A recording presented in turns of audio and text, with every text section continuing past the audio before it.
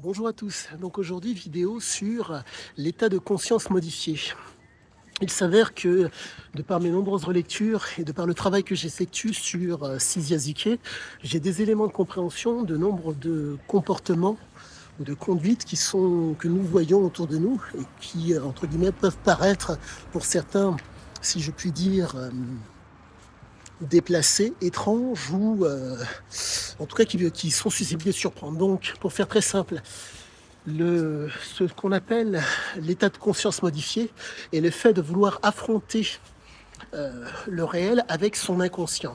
Pour faire simple, lorsque je vous regarde, je prends en compte la réalité de ce qui me fait face. Vous êtes un homme, une femme, un enfant, qu'importe. Je prends en compte la réalité. À partir de là, cette prise en compte de la réalité fait que je vois votre nature, homme, femme, enfant, que sais-je. Et à la suite de ça, il y a la conscience.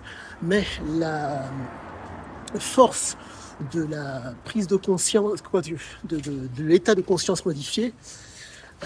Bonjour madame. La force de l'état de conscience modifié fait que vous êtes en mesure de, d'affronter une réalité avec votre inconscient. En un mot, certains disent jouer le rôle. En un mot, se donner les attraits de ce que l'on n'est pas.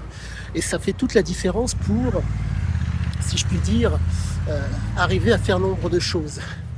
Un homme, bonjour monsieur, vous prenez un homme qui a pour habitude de mentir, de tricher, d'induire en erreur, de manipuler. Cet homme, entre guillemets, va utiliser, si je puis dire, votre inconscient pour pouvoir vous duper. En un mot, utilisera des éléments qui sont, somme toute, illusoires. En tout cas, il va utiliser ce qu'on appelle votre inconscient pour pouvoir, entre guillemets, vous faire aller dans son sens. Et force est de constater que c'est susceptible de fonctionner quasiment tout le temps. Je suis extrêmement content car les différentes lectures que j'ai, les différents visionnages de vidéos me démontrent que je ne suis pas dans l'erreur. Cysiaziké ne montait pas. Donc, je me répète pour que mon propos soit d'autant mieux compris.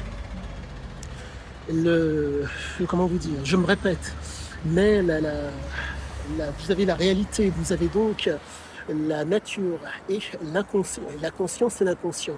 Et l'objectif est de jouer uniquement, en tout cas, de jouer en grande partie sur votre inconscient. Vous êtes en mesure de par les gens qui vous font face, de vous imaginer nombre de choses.